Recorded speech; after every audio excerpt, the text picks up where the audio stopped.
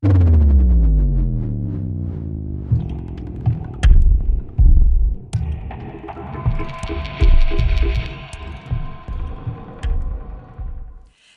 tout le monde, j'espère que vous allez bien. Aujourd'hui on se retrouve pour une nouvelle vidéo. C'est encore une vidéo un petit peu horreur, histoire un peu glauque pour cette semaine d'Halloween. En tout cas j'espère que ça va vous plaire, c'est parti. Donc pour cette nouvelle vidéo d'Halloween, j'avais envie, en fait j'ai complètement changé d'idée sur ce que je devais vous faire et j'ai décidé qu'on parle en fait de ces films qui sont maudits. Donc en fait c'est des films où les tournages se sont pas forcément bien passés et certains où toute une saga s'est pas très bien passée. Donc des tournages sur lesquels il y a pu y avoir des meurtres, où il y a pu y avoir des accidents, où il y a pu avoir des arrestations aussi, où il y a eu des overdoses, enfin il y a plein de choses qui sont passées dans plein de films, au moment de tourner et même après le tournage du film. Donc on va y aller doucement, j'en ai pas sélectionné beaucoup pour bien vous raconter les 4 que je vous ai sélectionnés, donc c'est parti.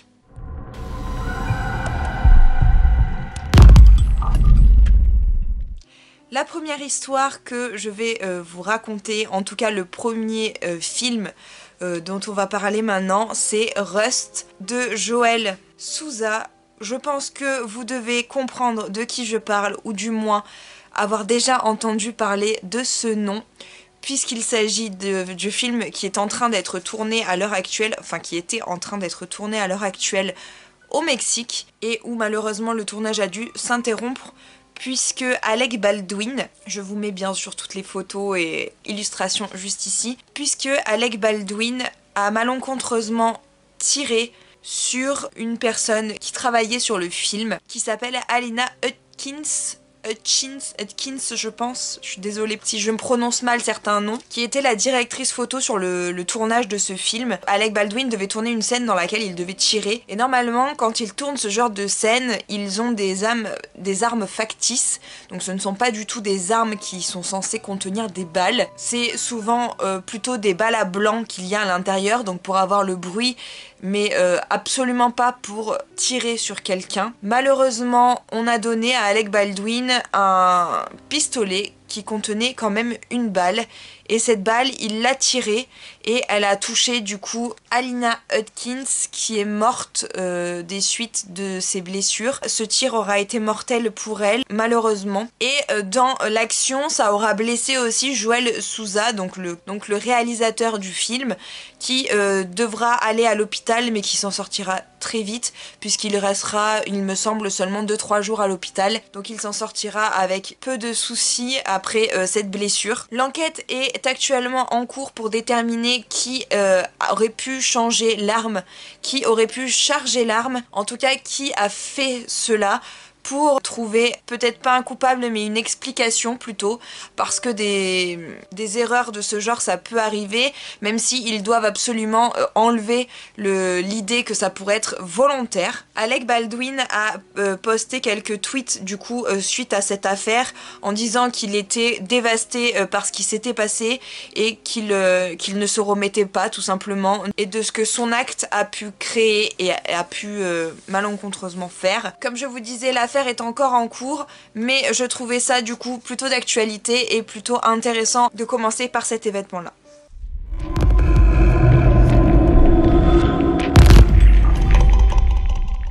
Le deuxième film dont je voulais vous parler, c'est c'est plus ou moins la même histoire que celle d'avant, puisque je vais vous parler du film The Crow, donc Le Corbeau, de Alex Proyas, ou Proya, je ne sais pas. Je pense que la plupart d'entre nous connaissent Bruce Lee, l'acteur iconique qui était adepte des arts martiaux. Et bien dans The Crow, celui qui tient le personnage principal, c'était son fils Brandon Lee. Il devait donc jouer le rôle du Corbeau.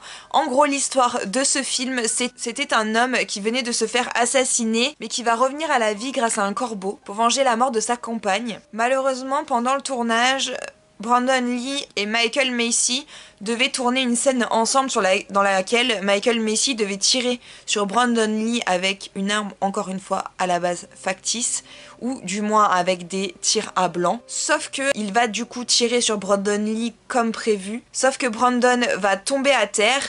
Au début, pas tout le monde s'inquiète puisqu'il a l'habitude de faire des blagues à ses compagnons et du coup il ne s'inquiète pas plus que ça de le voir à terre, seulement il met vraiment beaucoup de temps à se relever, la blague commence à être vraiment très longue, ils se disent que là il y a vraiment un souci.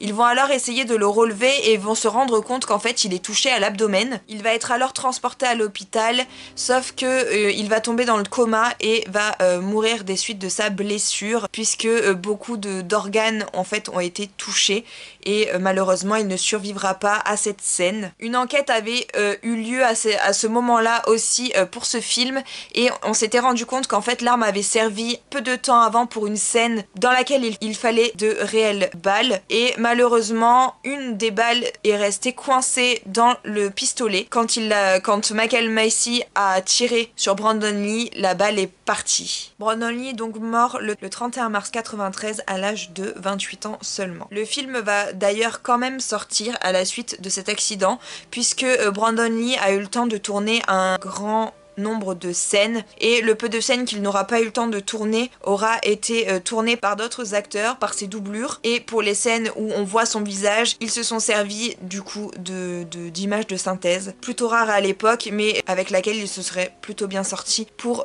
continuer le tournage du film et pour quand même sortir le film dont Brandon Lee était le personnage principal.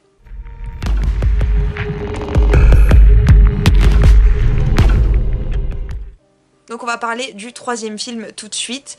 En réalité, ce n'est pas un film, c'est plutôt une saga qui n'a pas eu réellement de chance. Tout le long des 3 films, il s'agit de Dark Knight de Christopher Nolan. Donc la trilogie Batman par Christopher Nolan, tout simplement. Chacun des films a eu son petit lot de problèmes, on va dire, et de catastrophes. On commence avec le premier Batman. Donc le premier volet de la saga s'appelle Batman Begins, a été le volet le plus épargné finalement de cette saga puisqu'il n'y a eu qu'un accident durant le tournage de ce film, un accident assez léger puisqu'ils tournaient une scène donc avec la Batmobile en pleine rue. Ils avaient du coup bloqué bien entendu toute une rue pour pouvoir tourner cette scène. Malheureusement, un homme va perdre le contrôle de son véhicule dans une rue adjacente et quand il va perdre le contrôle de ce véhicule, ça va l'emmener tout droit vers la Batmobile qui même dans l'adrénaline du moment va croire qu'il s'agit d'un extraterrestre, qu'il ne va pas comprendre ce qu'il se passe et ne va même pas se rendre compte en fait qu'il est sur le tournage d'un film de Batman. Donc comme je vous disais, on est vraiment sur un accident pas du tout dramatique pour ce premier volet. C'est une petite chose un peu malencontreuse, mais il n'y avait pas eu de pertes humaines, seulement quelques dégâts matériels. Ensuite, pour le deuxième volet de la saga, donc The Dark Knight, pardon, il y a eu déjà un peu plus de soucis et un peu plus de drame. Puisque le premier drame qui s'est abattu sur ce film, c'est la mort de Conway Wycliffe, puisqu'il était dans un camion qui était censé filmer une cascade. Donc il devait filmer la cascade depuis ce camion. Malheureusement, au cours de la prise de vue de cette scène, le camion ne va pas du tout suivre la trajectoire voulue et il va aller s'écraser contre un arbre, ce qui vaudra malheureusement la vie à Conway Wycliffe.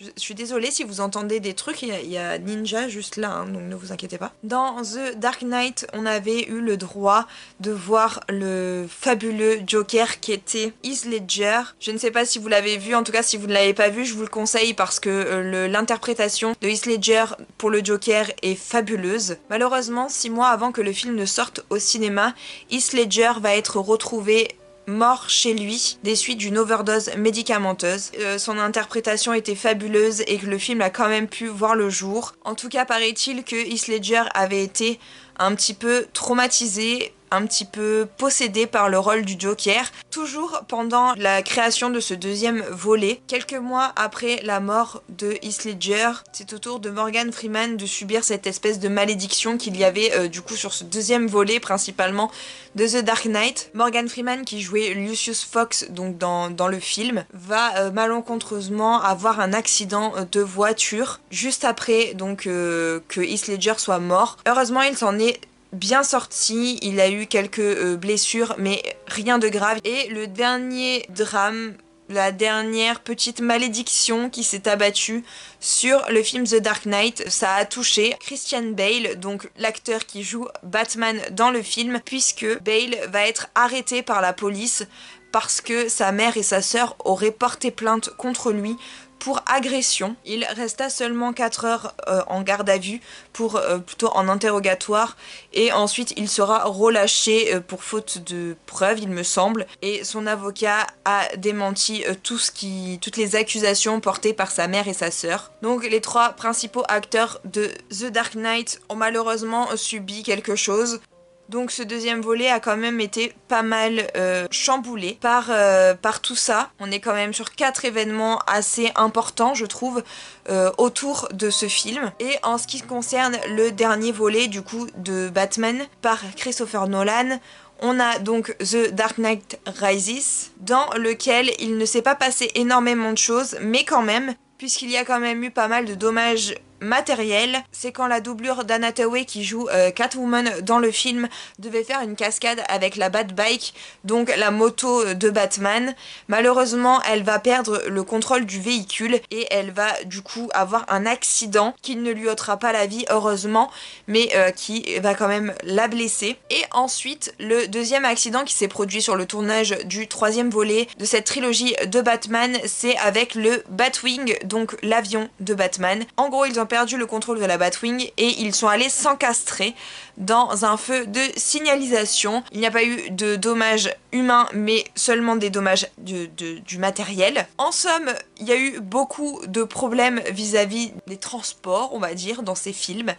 Et il y a eu aussi quelques problèmes qui se sont beaucoup passés ensuite, après le film, mais qui tournent quand même autour de ce film. Il est temps maintenant de passer au dernier film dont je voulais vous parler.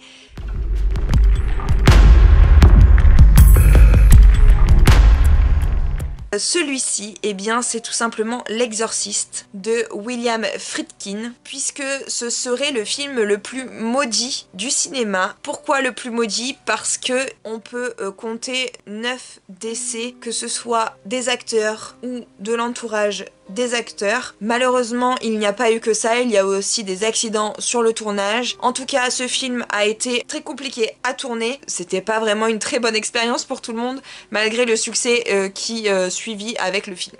Bien entendu, je vais vous détailler un petit peu tout ça. Je n'ai pas les 9 décès parce que je n'ai pas trouvé tout simplement dans mes recherches. Donc je vais vous dire tout ce que je sais par rapport à ce tournage. La première chose que j'ai apprise, c'est que l'acteur Jack McGovran, je suis désolée, j'arrive pas à le prononcer, est décédé peu de temps après avoir tourné ses scènes. Donc vraiment, une fois qu'il a tourné les dernières scènes qu'il avait à tourner pour le film, il est malheureusement décédé. C'est l'acteur qui jouait Burke Dennings. Ensuite, le fils de Jason Miller, qui interprète le prêtre dans le film L'Exorciste, a été percuté par une moto sur la plage pendant que son père était en tournage. Donc le tournage a dû être interrompu le temps que Jason Miller puisse retourner au chevet de son fils pendant la convalescence. J'ai aussi appris que celle qui jouait la maman de la jeune fille possédée, Ellen Burstyn, lors du tournage d'une scène, puisqu'elle va tomber pendant le tournage de la scène de la mutilation au crucifix, et elle va vraiment se faire très mal au dos pendant cette scène, et pareil, ça va devenir du coup compliqué pour elle la suite du tournage. Comme je vous disais, il n'y a pas que les acteurs, comme pour Jason Miller, il y a eu aussi des accidents dans la famille proche des acteurs. Par exemple, Linda Blair a perdu son grand-père pendant le tournage du film. Il y a aussi eu un veilleur de nuit qui est mort sur le plateau, et il y a aussi un expert des effets spéciaux qui est décédé pendant le tournage du film. Le film aura vraiment pris beaucoup de retard aussi, puisque pendant 6 semaines ils n'ont pas pu tourner à la suite d'un incendie qui s'est déclaré. On ne sait pas trop comment, ils n'ont jamais vraiment su. Et ils ont dû du coup attendre pour pouvoir continuer à tourner. Il y a des rumeurs comme quoi la chambre de la petite fille n'aurait pas du tout été impactée par l'incendie, alors que tout le reste aurait été réellement très abîmé. Et au niveau des légendes qui ont entouré aussi ce film, on dit qu'il y aurait eu parmi les figurants une personne qui aurait fini tueur en série, ou alors que le film aurait inspiré un adolescent à tuer une jeune fille. Là, ce ne sont que des rumeurs, il n'y a aucune preuve que cela est réel. Tout ça pour vous dire que ce film aura quand même suscité pas mal de choses. Il y a pas mal d'articles sur ce sujet, donc je vous laisse aller voir si ça vous intéresse. C'est d'ailleurs le cas pour tous les films que je vous ai cités. Vous pouvez retrouver tout ce que j'ai dit sur divers sites internet. Voilà tout pour cette vidéo, j'espère qu'elle vous aura plu. Ça change un petit peu de ce que je fais d'habitude. J'ai pas osé mettre trop de films pour pas trop vous saouler avec tout ça, mais j'espère que ça vous aura plu. N'hésitez pas à me dire ce que vous en avez pensé en commentaire. N'hésitez pas à me dire si vous aimez ce genre de vidéo, parce que si c'est le cas, j'essaierai de vous en refaire un l'année prochaine pour Halloween, ou avant si vraiment je vois que ça vous a énormément plu. En tout cas, n'hésitez pas à vous abonner si ce n'est pas encore fait, c'est juste là, ça prend une seconde. C'est gratuit et ça fait extrêmement plaisir de voir que vous êtes de plus en plus nombreux. En tout cas, moi je vous embrasse très fort. On se dit à très vite pour une nouvelle vidéo. Ciao ciao.